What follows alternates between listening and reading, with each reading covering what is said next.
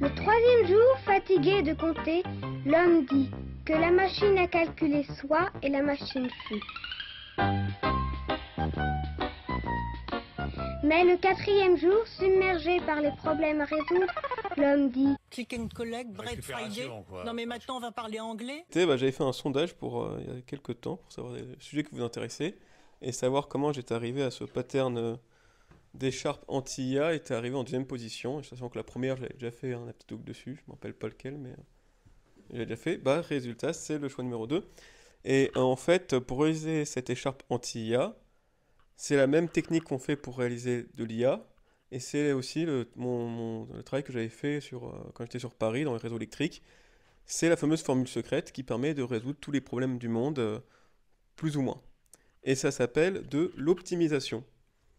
Donc on va faire en fait un petit talk un peu mathématique sur le domaine de l'optimisation, parce que c'est intéressant et parce qu'il n'y a pas beaucoup de domaines en mathématiques qui sont facilement compréhensibles et assez ludiques. Et l'optimisation, on est vraiment sur quelque chose qui se rapproche plus pas du bricolage, mais pas loin. Vous allez voir que c'est assez rigolo. Et surtout, l'optimisation, il y a quelque chose de très intéressant dedans, c'est que ça marche pour tout et ça permet de résoudre un nombre incalculable de problèmes. J'en ai mis ici quelques-uns. Par exemple, problème du voyageur du commerce, c'est le nom exact, aka le trajet optimal de livraison. Donc par exemple, vous avez 15 colis à livrer, quel est le trajet qui minimise le temps, les distances? Problème du sac à dos, c'est aussi le nom exact, c'est mettre le maximum de valeur dans un sac à dos. Vous avez un sac à dos avec un volume défini, vous avez des objets avec chacun un volume, chacun une valeur. Donc, que vous soyez un voleur ou quelqu'un qui veut faire de la randonnée, comment optimiser votre sac à dos pour mettre le maximum de valeur dedans? Organiser les lits dans un hôpital, j'ai vu passer ce projet chez Aptitude, dans les hôpitaux du Valais. Là aussi, c'est un problème d'optimisation. Réduire le poids d'une structure mécanique, on verra que c'est aussi un problème d'optimisation. Si on veut vraiment, par exemple dans l'aéronautique ou dans plein d'autres domaines, avoir la structure la plus légère et la plus résistante possible. Et enfin, simuler le fonctionnement du réseau électrique. Ça, c'était mon ancien job. Faire une écharpe anti-IA, c'est ici le magnifique motif que j'ai à un moment donné proposé de tester. Et entraîner une IA, ça on verra à la fin, c'est la cerise sur le gâteau sur comment est-ce que en fait, l'IA ça fonctionne avec l'optimisation. On verra que c'est pas compliqué pour les petites IA, et après, ChatGPT, évidemment, c'est un autre paire de manches. Donc, comment ça fonctionne l'optimisation? Ça fonctionne par itération, c'est-à-dire qu'on a ce que l'on cherche. Donc, dans le cas de l'optimisation du trajet, c'est le trajet, la liste d'objets, le planning de l'hôpital, un modèle 3D. Dans le cas de mon travail dans l'électricité, c'est la production et la consommation, notamment la production, savoir quelle centrale on va mettre en marche. Le motif dans le cas de mon écharpe, ou par exemple une formule mathématique dans le cas de l'IA, une formule mathématique qui va dire ceci est un chat ou non, une formule mathématique qui va dire ceci est une prédiction de quelque chose, une formule mathématique qui va vous répondre à vos questions, quoi. Et ce que l'on veut minimiser ou optimiser, ça dépend aussi. Dans le cas d'une livraison, c'est le temps et la distance, ça si on veut minimiser, maximiser les colis. UPS, il minimise aussi par exemple les virages à gauche, qui sont susceptibles de faire plus d'accidents. Donc dans les trajets d'UPS ou autres, ils vont essayer de maximiser les virages à droite, parce que ceux qu'on traverse le carrefour à gauche, on a plus d'accidents. De quoi? Pour aller plus vite, ouais. Donc en fait, on peut mettre ce que l'on veut, ce qu'on juge bon dans l'optimisation. De quoi? Ou les amendes, voilà, on peut se dire, mais en fait, si je vais plus vite et que je me tape des amendes, si ça se trouve, ça me coûte moins cher en termes de payer les amendes. Ça, je sais pas s'ils le font, mais bon. Dans le cas du problème du sac à dos, c'est le poids, le volume. Dans le cas du planning d'hôpital, c'est le nombre de lits utilisés. Utiliser le minimum de lits, en fait, utiliser au mieux les ressources qu'a l'hôpital. Dans le cas de la structure mécanique, ce qu'on veut, c'est minimiser le poids et minimiser la déformation. C'est-à-dire qu'on va ajouter une contrainte mécanique, on veut que la structure ne cède pas, qu'elle ne se déforme pas. Dans le cas du réseau électrique, ce qu'on veut, c'était le coût, c'est-à-dire réussir à matcher la consommation électrique avec le minimum de coût de production électrique. Dans le cas de mon écharpe, c'était le score de détection. Et dans le cas d'une formule IA, c'est tout simplement, est-ce qu'elle arrive à bien prédire si c'est un chat ou non, ou une prédiction quelconque. Et donc ce qu'on va faire, c'est que donc, on simule le problème. Donc ici, on prend un trajet et on simule combien ce trajet prend de temps, de distance, de virage à droite et ainsi de suite. On donne une erreur à ça, c'est-à-dire on va pénaliser en fait des comportements qu'a eu le trajet ou autre. On va essayer de pénaliser en disant plus l'erreur est grande, plus la solution est mauvaise. Et ensuite, on va trouver un algorithme qui va mettre à jour les paramètres, on resimule, on reteste, on trouve un algorithme qui met à jour les paramètres, et ainsi de suite avec plein d'itérations, jusqu'à ce qu'on arrive à trouver en fait la fameuse problématique qu'on souhaite optimiser. Tout n'est pas de l'optimisation. Par exemple, si j'ai un boulet de canon et que je veux toucher une cible, savoir l'angle que je mets dans mon canon pour toucher la cible, ça c'est pas de l'optimisation, il y a une formule mathématique qui est dérivée des lois de Newton qui la donne directement. Donc il y a tout un tas quand même d'autres problèmes. Si vous faites de l'électronique, quand vous voulez choisir les valeurs pour vos résistances, pour vos capacités et autres, il y a tout un tas de formules mathématiques qui donnent directement le résultat. C'est pas de l'optimisation, c'est je sais pas, juste des maths on va dire. Donc il y a des problèmes mathématiques simples qui se résolvent avec une formule mathématique qui donne directement la bonne solution directement la meilleure. Et il y en a tout un tas en fait où il n'y a pas le choix, il faut y aller par itération petit à petit. Donc comment ça se passe pour faire une écharpe? Donc ça c'était mon algo de simulation. J'ai mon motif, j'ai un modèle dans lequel j'ai découpé l'écharpe au cutter numérique, hein. Donc c'est transparent. Je pave, donc c'est pas que j'étire, c'est que je pave ici le motif pour qu'il ait la même taille que l'image du modèle. Je colle, là on est vraiment sur du collage tel quel, hein. C'est-à-dire je mets le motif derrière l'image avec le transparent, et ensuite je fais passer mes algos de détection de personnes dessus. Il me donne un score en pourcentage, 91% ici, 70 quelque chose pour cent, et ça moi je fais une petite bricole pour faire un score maison, pour savoir si c'est bien ou non la chose. Les deux valeurs, c'est les pourcentages que... En fait, j'utilise plusieurs algorithmes. Chaque algorithme, sur une image, va me dire c'est un humain à, je pense, 91%. Et 0,7, bah, c'est 71%. Ah, donc là, il y a les deux algorithmes, en fait. Il y a deux algorithmes. On verra que c'est important d'avoir plusieurs algorithmes si on veut avoir un truc fiable. Et donc, voilà ce que ça donne, par exemple, avec le carré noir. Après, j'ai mon banc de test avec plein d'images dans lesquelles j'ai découpé l'écharpe.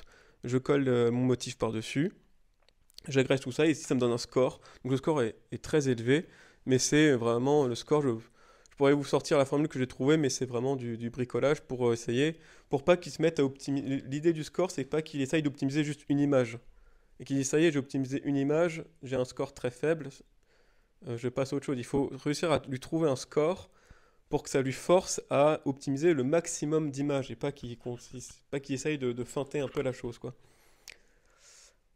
Alors, comment maintenant on va tenter? Donc là, maintenant, on va voir les différentes manières de changer les paramètres, d'optimiser. Encore, ce qui était le bloc en haut, c'est-à-dire simuler et quantifier l'erreur, c'est propre au domaine qu'on souhaite.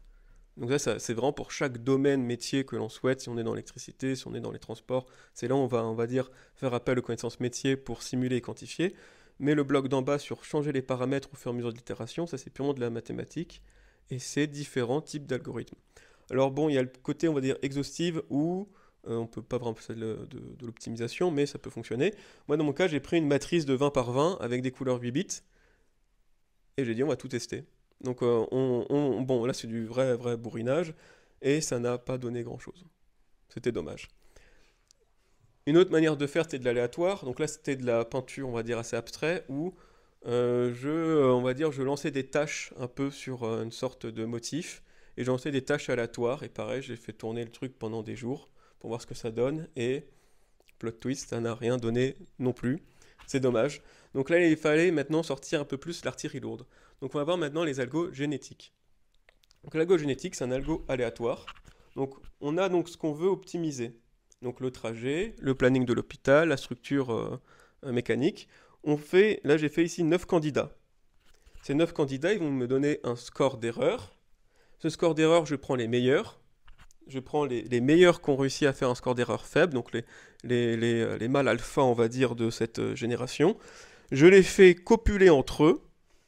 C'est pas une blague, c'est pas moi qui l'ai inventé, hein, ça existe, c'est très efficace. Je fais copuler ces mâles alpha entre eux pour qu'ils partagent leur meilleur score, leurs meilleurs paramètres, et je réitère la chose. Et de nouveau, et ainsi de suite. Et donc je recalcule à chaque fois leur score d'erreur, je prends les meilleurs entre eux, je les fais copuler entre eux, et ainsi de suite. Donc c'est littéralement Darwin appliqué en mathématiques. Et ben ça dépend de ce que tu veux faire, ouais. Voilà, mais c'est là toute la grande question des algorithmiques, c'est comment est-ce qu'on fait copuler nos candidats entre eux, quoi. Ouais. Ah bah attends là, Voilà. C'est pas. Dans l'IA, c'est un autre type d'optimisation, mais oui, il y a ça. Et donc, en fait, justement, alors, qu'est-ce qui est IA, qu'est-ce qui est pas IA? Ouais, c'est marrant, je peux pas faire la vidéo. Non. Ah, voilà. Donc là, en fait, c'est très utilisé dans la robotique. Donc là, c'est quelqu'un, il a en gros une sorte de petit ver de terre ici, avec deux moteurs ici. Donc il simule le comportement de son ver de terre, et il veut apprendre au ver de terre à sauter. C'est aussi simple que ça. Donc il lui dit, t'as deux mouvements possibles, et il faut que tu arrives à sauter la balle qui va venir, et ça avec un algo génétique. Donc la génération 0, c'est toujours très décevant. J'ai évité le son parce que le son n'était pas vraiment nécessaire. Donc généralement les générations les premières, c'est assez bancal, on va dire. Mais ce qui est incroyable, c'est qu'effectivement, en gros, ce qui compte, c'est de simuler énormément. Donc il faut quelque chose qui va très vite. Donc on simule des centaines, voire des milliers de candidats à chaque itération. On fait des centaines et des centaines d'itérations. Donc là, ouais, les premières tentatives, mais ouais, au bout de la 38e, bon, ce qui compte, c'est persévérer avec ce genre d'algo. Voilà, vous voyez, au bout de la 71, là, on arrive quand même à avoir un petit quelque chose qui tente. Voilà. Et voilà. Et en fait, à la fin, vous voyez, au bout de 250 itérations, ça se trouve, dans chaque itération, il y a des milliers, voire plus de candidats. Et ben, à la fin, il a réussi à apprendre à son ver de terre à sauter, là. Incroyable, hein. Et donc là, ça en robotique. Alors là, il y en a en robotique, il y a des trucs. Et ce qu'il faut voir, c'est que c'est stylé. Et c'est juste l'algo qu'on a vu avant.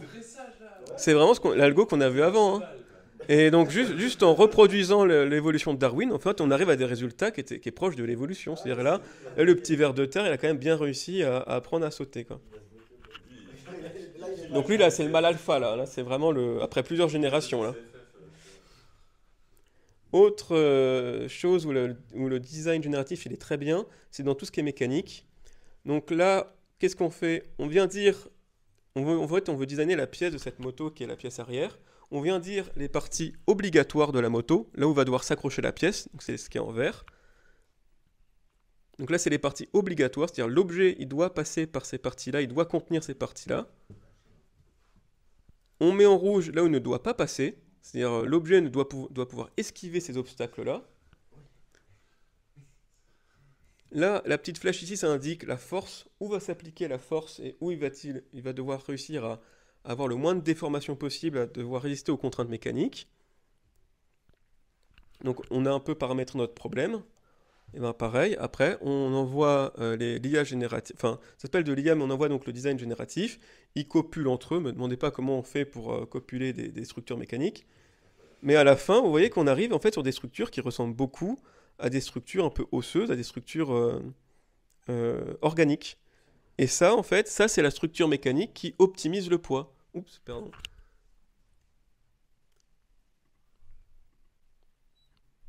Voilà, il faut réussir à comprendre comment ça marche, ça. Ouais, voilà. Bon, et après, là, il montre comment on imprimait en 3D. Parce qu'avant l'imprimante 3D, ça coûtait tellement cher à faire et à fabriquer qu'on ne le faisait pas, hein. Mais, donc, en gros, on arrive vraiment, vu qu'on imite Darwin, on arrive à des résultats quand même qui sont des fois très proches de ce qu'on a dans la nature. Et ici, notamment, ça a été un peu une révolution mécanique de faire ça. C'est-à-dire que là, on a la structure qui minimise le poids et qui minimise la déformation de l'effort mécanique, quoi. Donc il y a plus. Alors le seul petit problème, c'est que ça, déjà l'imprimante 3D a permis quand même de réduire le coût de ce genre de machin qui coûterait sinon plusieurs centaines de milliers de francs à fabriquer, je pense. Mais même avec l'imprimante 3D, en fait, ça reste encore aujourd'hui, c'est très design, c'est très joli, mais ça coûte beaucoup plus cher que fabriquer le machin géométrique tout simple. Mais notamment dans l'aéronautique, où chaque kilo gagné dans un avion fait gagner des milliers d'euros à l'année, et ben ils utilisent maintenant de plus en plus l'algogénétique pour minimiser le poids de toute la structure. Donc voici moi mon résultat de l'algogénétique. Voilà, donc moi j'avais pris une matrice qui était beaucoup plus grosse. J'avais fait, donc en gros le but était de faire la moyenne des couleurs sur chaque pixel. C'était ma manière de faire copuler mon image. Donc je prenais un pixel, et pixel par pixel, en fait, je faisais la moyenne pour arriver vers une couleur similaire entre chaque pixel. Et en fait, ça n'a jamais réussi à tendre vers quoi que ce soit. J'ai beau laisser des heures et des heures, ça a toujours donné une matrice avec du bruit. Donc peut-être que ça a trouvé un pattern extraordinaire, mais en tout cas, ça ne doit pas donner un score très, très foufou. Donc on désespère pas. Et on va bifurquer. C'est-à-dire, bon là, je me suis dit, j'ai compris que là, le côté de, on génère des matrices de pixels, c'est pas ouf. C'est pas ouf. Donc on va tenter un autre chose, c'est l'IA générative. Et en fait, je vais faire un prompt qui va me générer un motif, qui va après me faire un score de détection. Donc ce qui fait que mes données d'entrée avant c'était des matrices de pixels, maintenant c'est un prompt. Et heureusement pour moi, ça fait déjà quelques temps qu'on a réussi à comment dire, à représenter les mots par des nombres. Pas par des nombres en mode il y a combien de lettres ou c'est quoi le code pour ASIC. Un nombre qui vraiment représente le sens sémantique du mot. Donc un nombre où si jamais j'ai cheval ou jument, c'est quasiment les mêmes nombres qu'on va retrouver dans la matrice. Donc ça fait déjà plusieurs années que justement pour processer le langage humain, on s'est mis à représenter les nombres, les mots par des nombres qui ont, on va dire, un sens pour éviter justement de mélanger un peu les mots entre eux. Oui. La machine, comment elle interprète que, par exemple, que tu identifies un mot, par exemple, avec les codes ASCII, chaque lettre, tu lui donnes un sens avec des matrices, la machine, elle interprète pareil, non? Ah non, non, non, attends, bah, en fait, tu vas voir là, justement, au slide, faut que tu attendes. T'es pressé, t'es pressé. Donc, là, donc, d'un point de vue biologique, quand on fait copuler cheval et jument, on a un poulain. Moi, quand je faisais copuler mes mots entre eux, ça c'est vraiment la matrice de nombres. Donc, c'est quand même, donc, derrière un mot, il y a 300 nombres pour représenter son sens sémantique. Et si on regarde normalement, le mot jument et le mot cheval, ils ont quasiment les mêmes nombres, entre guillemets. Ils sont à peu près au même endroit dans l'espace à 300 dimensions, là, qu'on a fait. Et les mathématiciens, ils aiment bien rigoler. Bon, le seul truc, c'est que si moi je fais copuler cheval et jument, il me donnait jument. Ce qui n'est pas déconnant en soi. Sémantiquement, il m'a pas donné armoire, il m'a pas donné trottinette. On reste dans le même truc. Donc moi, je rajoutais un peu d'aléatoire pour que quand je faisais copuler mes prompts entre eux, eh bien, si jamais j'avais des bons candidats, ces bons candidats allaient copuler entre eux et me donner un sens qui allait rester dans la même lignée, quoi. Donc je rajoutais un peu d'aléatoire, c'est important de rajouter un peu d'aléatoire dans les algogénétiques, sinon on a tendance à toujours reboucler vers les candidats et jamais progresser. Donc c'est parti comme dans Darwin, il faut rajouter de l'aléatoire pour réussir à faire des gains au fur et à mesure. Est-ce que tu as comparé avec la sémantique de Poulain, du coup? On va voir le vrai Poulain, le mot. Non, c'est vrai que moi je regardais juste comment ça se passait ma copulation de mots et puis. Mais ça pourrait être intéressant. Bon, voilà le résultat. Du coup, ça peut être des trucs bizarres, parce que tu fais copuler une armoire et une chaise, par exemple. Ah oui, voilà le résultat. C'était pas mal complexe à mettre en place pour une déception assez grosse. Hein. C'était vraiment. Je passais beaucoup de temps dans mon truc pour à la fin qu'il me sort des machins. Enfin bon, ça c'est un parmi tant d'autres, mais pareil, il avait du mal à tendre vers quelque chose d'intéressant, quoi. Parce que Franchement, tu peux générer 36 Pokémon ah bah là c'est un générateur, ouais c'est ça, c'est un très complexe générateur de Pokémon que j'ai fait, quoi. Ouais, c'est assez voilà. Mais en soi, bon, moi c'est un peu loupé, mais l'algogénétique c'est utilisé dans des domaines très, très divers de l'industrie et ça donne des super résultats, quoi. Là c'est juste qu'elle allait commencer à faire copuler des mots pour faire un prompt par intelligence artificielle qui après fera un motif d'écharpe qui va être détecté. C'était un peu osé et le résultat était pas foufou. Autre algo pour réussir à tendre vers une solution autre que l'algogénétique, c'est très utilisé, c'est la descente de gradient. La descente de gradient peut se schématiser à Lausanne par vous êtes à la cathédrale, vous devez aller à Ouchy. Donc c'est juste comme vous n'avez pas la carte, vous n'avez pas le GPS, on vous lâche à la cathédrale et on vous dit Ouchy c'est bien simple, c'est le point le plus bas de Lausanne. Donc qu'est-ce que vous allez faire? Vous allez vous orienter pour trouver la pente à chaque fois la plus faible qui descend et vous allez passer petit à petit en disant tant que je descends, je suis sur le bon chemin. Et vous allez regarder autour de vous en disant ah c'est où ça descend, c'est par là, bon bah je continue de descendre, je descends toujours plus bas et au bout d'un moment si vous avez descendu et que tout autour de vous c'est soit plat, soit c'est une montée, c'est que vous avez atteint votre minimum. Dans le cas de Lausanne, c'est que vous êtes allé à Ouchy. C'est la pente la plus forte ou la plus faible? C'est la pente la plus, ça dépend comment, la plus raide quoi, qui descend la plus raide. Et du coup, tu lui as dit qu'il fallait pas qu'il fasse un tout parce que pourquoi il passe par des points du coup? Ah, si. En fait, il fait petit à petit. Ok. Si, l'algo, après, de descente de gradient, il fait petit à petit. Bon. Mais attention. Alors, tout long torride, ça a donné le même résultat, grosso modo. Non, en fait, là, j'ai compris que mon système de prompt qui génère une IA... Enfin, parce que l'algo génétique, il est très bien quand on ne sait pas trop ce qu'on cherche et qui permet d'aller un peu chercher aléatoirement. Donc, il est extrêmement tout-terrain, l'algo génétique. L'algo de gradient, lui, ce qui est intéressant, c'est qu'on connaît la pente. Quand vous voulez optimiser quelque chose de vraiment mathématique dans lequel vous avez la pente, aka la dérivée, il va super vite et il tend très vite vers la solution. Moi, je n'avais pas la dérivée. Donc, c'est comme si vous devez aller à Uchi, les yeux fermés. C'est-à-dire que vous ne pouvez pas voir à distance où est la pente, vous ne pouvez pas voir comme ça, on va dire, autour de vous, les meilleurs endroits où passer. Vous devez tâtonner avec vos petits pieds pour dire, ah, là, ça descend un peu plus, là, ça descend un peu moins. Et si jamais vous vous retrouvez dans un truc plat ou... Bref, c'est très casse-gueule. Et dans mon cas, bah, le descente de gradient, c'est très efficace quand on peut avoir la pente avec nous. Moi, je l'avais pas, j'ai tenté, ça a loupé, quoi. Voilà. On les connaît. Bah, alors pour la robotique, c'est trop compliqué. Toi, la robotique non plus n'a pas la descente de gradient, n'a pas la pente de dire son ver de terre. Quel mouvement va permettre de mieux esquiver la balle, quoi. Donc c'est pour ça qu'on utilise la méthode. Parce que l'algogénétique, on y va un peu quand on a tout perdu comme espoir, quoi. Parce que c'est vraiment le truc où tu sais pas ce qui va te tomber dessus. Ça peut prendre 200 itérations ou 2000, bref. Alors que la descente de gradient, si vous avez la formule mathématique qui connaît la pente, ça va super vite et ça va très loin et les IA utilisent ça notamment. Et, exactement comme on dit Arnaud, si maintenant vous êtes gouré de chemin, que vous êtes passé par Ripon et vous êtes arrivé à Flon, bah à Flon, tout autour de vous, ça monte, donc vous dites je suis arrivé et en fait, perdu, vous n'êtes pas arrivé.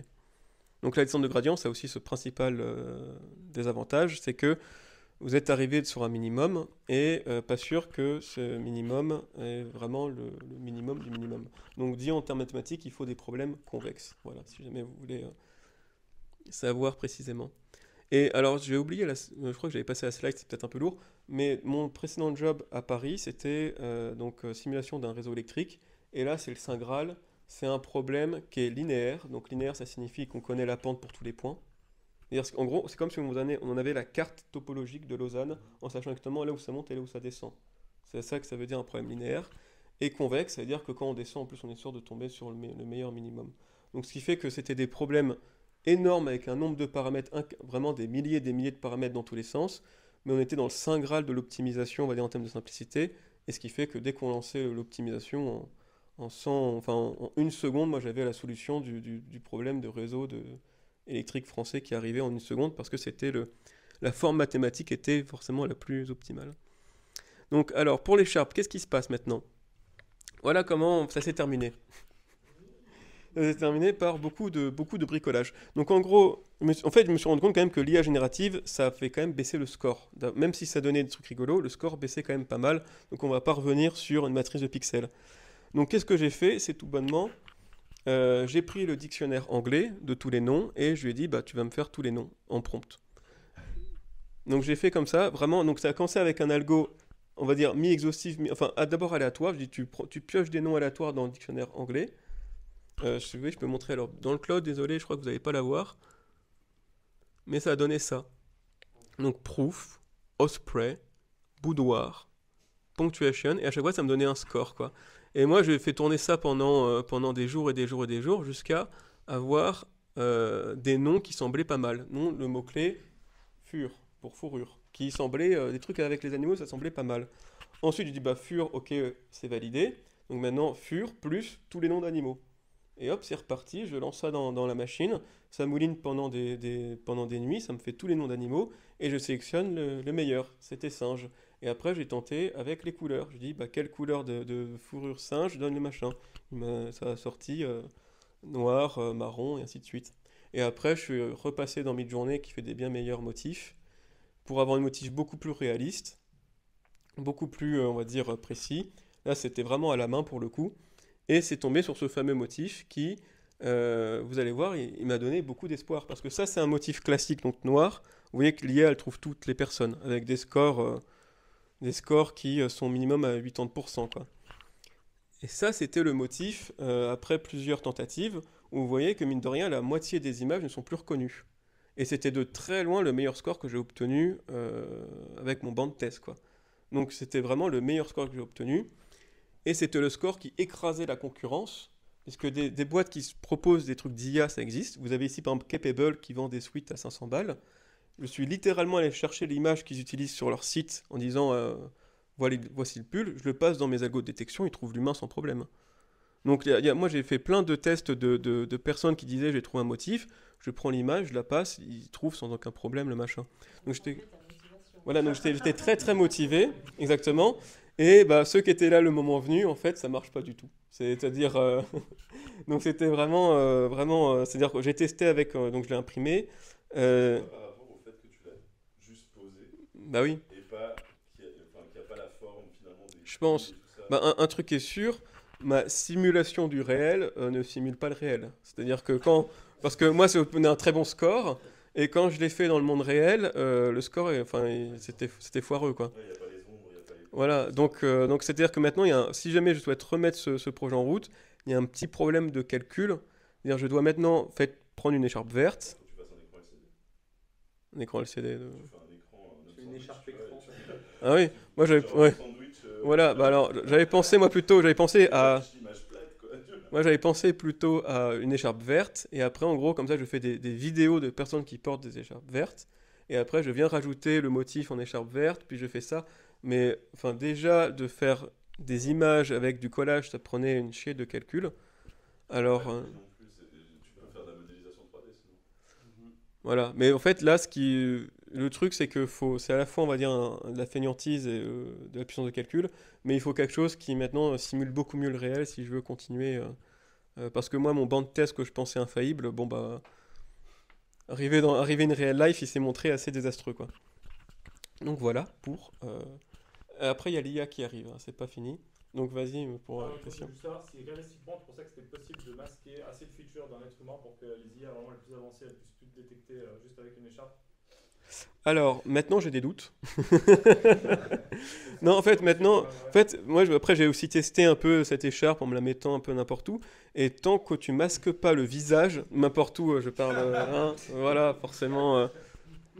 Mais c'est vrai que tant que tu masques pas le visage, ça trouve. Ouais, en plus, les IA, je pense qu'elles apprennent mieux sur les visages que les bustes, tu vois. Alors, actuellement, je sais pas que trop quand ça marche, mais d'abord, en fait, actuellement, on n'a pas d'algo de détection de visage qui marche avec 20 visages. Donc, d'abord, ils font tourner un algo de détection d'humain. Ensuite, ils prennent la photo de l'humain et là, ils envoient l'algo de détection de visage dessus. Mais c'est vrai que quand je faisais les tests, tant que tu avais un visage, l'algo de détection d'humain, il avait l'air de savoir ce qu'il faisait, quoi. Parce que ton algo a pas appris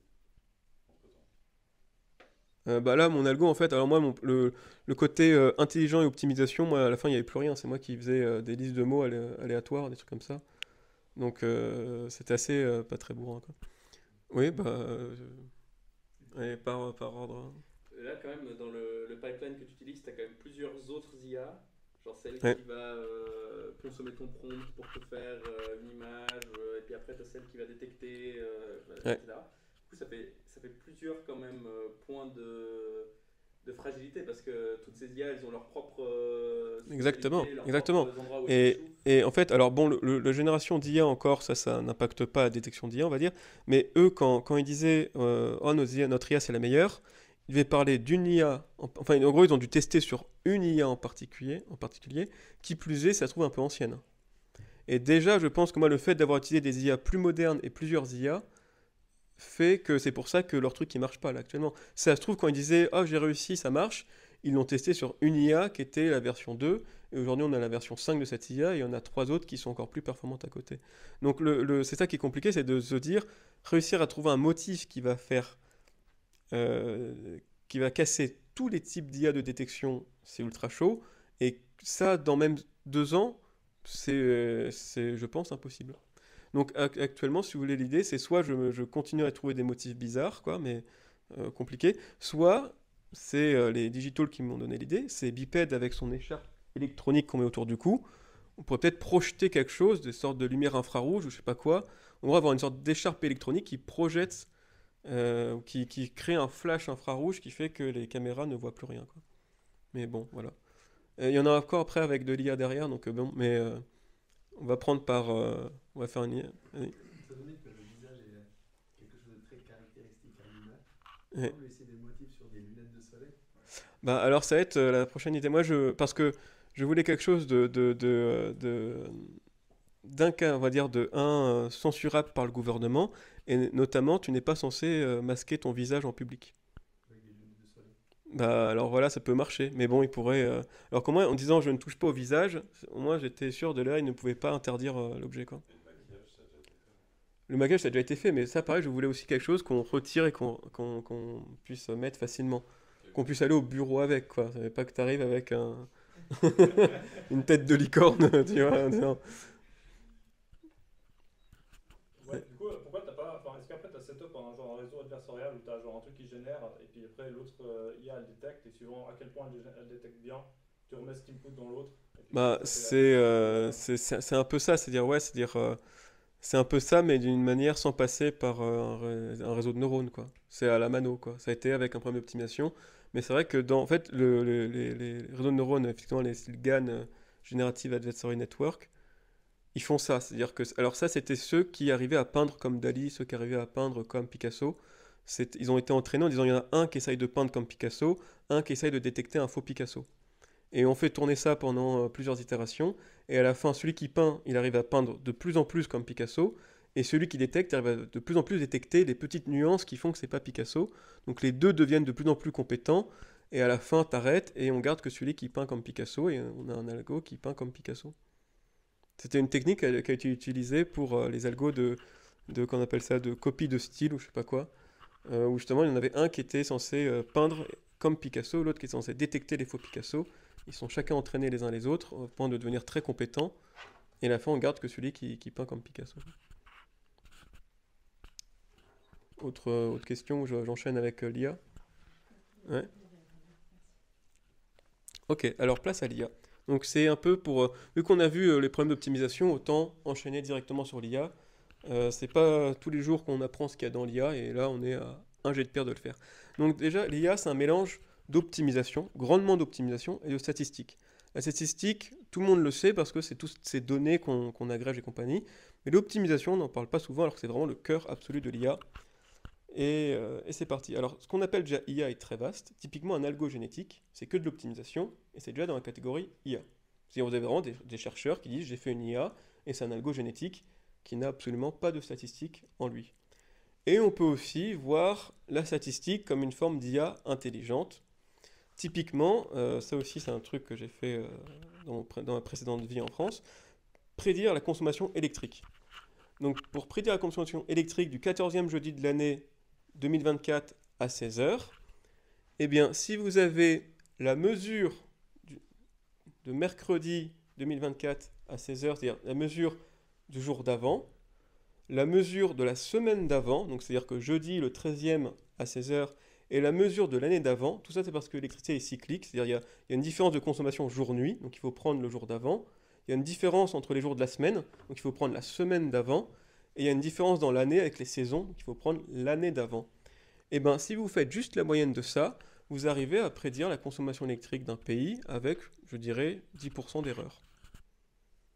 Donc quelque chose qui pourtant, la consommation électrique de la France, ça varie énormément d'un jour sur l'autre et compagnie. Entre le plus bas et le plus haut, je dirais qu'il y a un x3 en termes de consommation en France. Entre l'été, l'hiver, le jour, la nuit, quand on regarde le problème, ça ressemble à un problème sacrément complexe. Et pourtant, juste en faisant une moyenne de 3 valeurs, on arrive déjà à avoir 10% d'erreur, à créer une IA, mais qui est juste une moyenne avec pourtant 10% d'erreur. Et je sais pas, j'avais fait aussi à mon avis un calcul. Si par exemple vous faites juste un programme qui retourne la taille moyenne d'un homme ou d'une femme, bah, vous faites aussi un programme qui arrive à prédire la taille des gens avec 10% d'erreur. Juste parce qu'il retourne la moyenne. Donc il retourne juste une valeur, il ne me fait même pas une moyenne.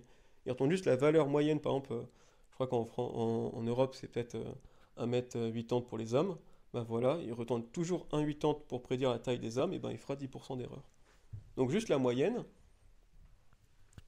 Les chercheurs ne diront pas que c'est de l'IA, mais je pense que plusieurs startups pourront mettre IA sur leur landing page sans problème. Mais 10% d'erreur, Ça reste hypothétique, non? Non, c'est plus ou moins 10%. C'est plus ou moins, ouais. Bah non, tu peux le calculer. Par exemple, moi quand j'ai fait le calcul avec la taille, c'est qu'en gros il y avait la distribution de la taille des hommes, par exemple en Europe. Bah tu prends l'écart type et en gros tu sais que tu feras 10% d'erreur. Et c'est vrai que toi, par exemple, dans les hommes, si c'est 10% d'erreur, ça veut dire que 90% des hommes sont entre 1,60 m et 2 mètres. Ce qui est grosso modo le cas, quoi. Donc la moyenne, juste faire une moyenne, ça permet déjà de tacler des problèmes complexes comme la prédiction de l'électricité en France avec 10% d'erreur. Maintenant, qu'est-ce qu'on fait si on pondère cette moyenne?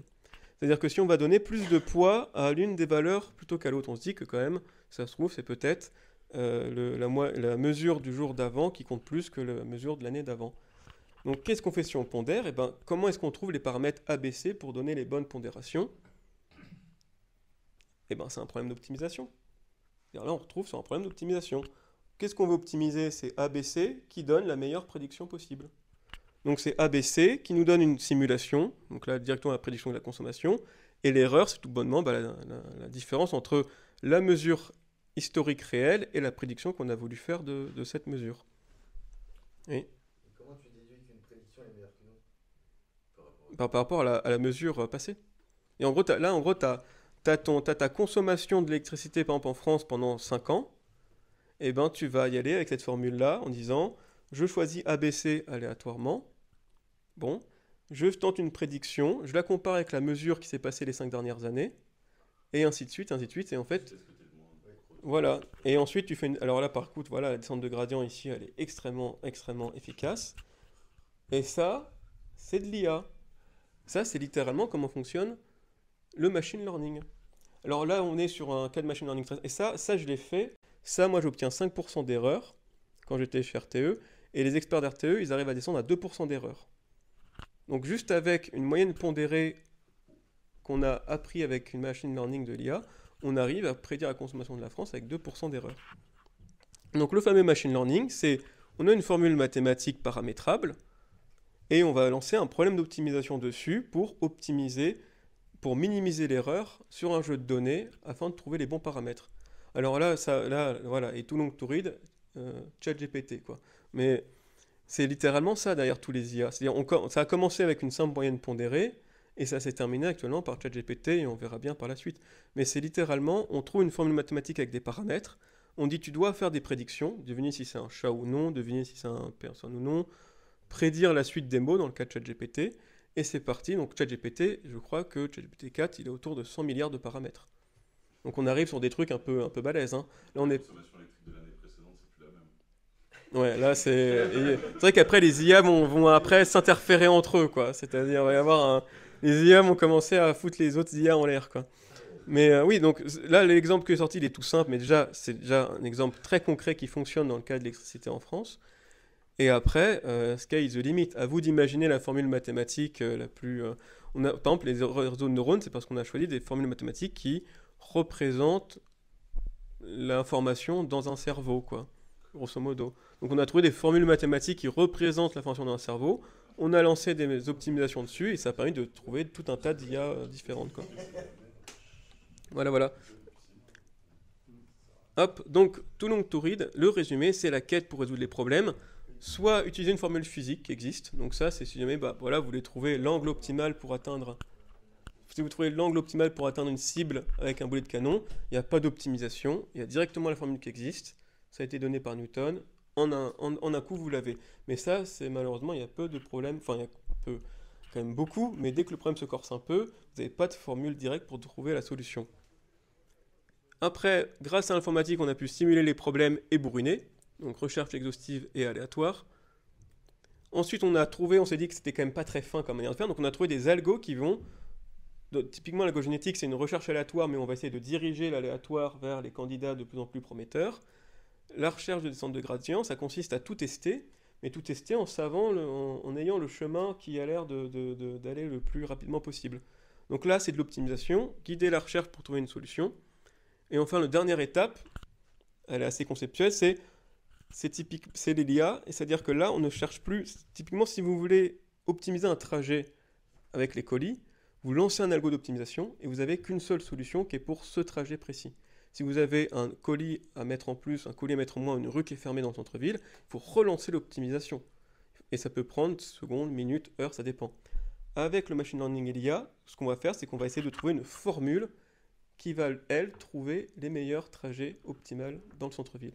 Donc avec l'IA, on est vraiment arrivé à un stade au-dessus avec le machine learning. On prend l'optimisation, pas pour juste trouver une solution à usage unique, on prend l'optimisation pour trouver des formules mathématiques qui vont nous résoudre un cas très précis de, par exemple, trouver le meilleur trajet, détecter des humains, et ainsi de suite, quoi. Donc le machine learning a vraiment, on va dire, mis une étape au-dessus. Dans l'optimisation, on ne cherche plus une solution à usage unique, on cherche une formule mathématique réutilisable à l'infini sur maintenant, il n'y a qu'à voir l'IA quoi, pour traduire du texte, détecter le texte dans l'image, retirer l'arrière-plan et ainsi de suite, quoi. Voilà, donc c'est la fin. Merci à vous. Et donc, je sais pas, typiquement le PFL, je pense, il doit y avoir au moins, je dirais, entre 50 et peut-être 100 personnes qui travaillent dans le domaine de l'optimisation. Tellement c'est... Et ceux qui travaillent dans le domaine de l'optimisation, ils vont travailler par exemple sur l'IA, ils vont faire que ça, sur la descente de gradient, ils vont faire que ça, sur l'algogénétique, ils vont faire que ça. C'est tellement spécialisé, c'est tellement vaste après tous ces sous-domaines. À RTE, ils travaillaient que sur l'optimisation du domaine électrique et c'était déjà ils avaient déjà des thèses à plus en finir là-dessus, quoi. Et même après, les IA, il y a plein de modèles qui existent pour. Voilà, et même les IA, c'est des modèles à plus en finir dans tous les sens. En fait, maintenant qu'on a un peu, on va dire, le blocage dans l'IA, c'était la descente de gradient efficace. Bon, je n'ai pas fait tout l'historique, mais il a fallu trouver vraiment des algorithmes mathématiques très malins pour réussir à optimiser les IA grâce à la descente de gradient. Et maintenant, sky is the limit, c'est à vous de trouver la forme de l'IA qui permettra de résoudre un problème. Vous lancez le bousin et puis vous attendez, non. Il faut être très malin quand même pour entraîner une IA, quoi.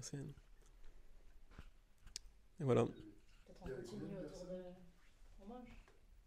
Oui, c'est vrai que si la nourriture est présente, à moins que tu veux que ta question soit pour l'éternité dans Internet. On va manger. On va manger. Ça marche. Merci à vous.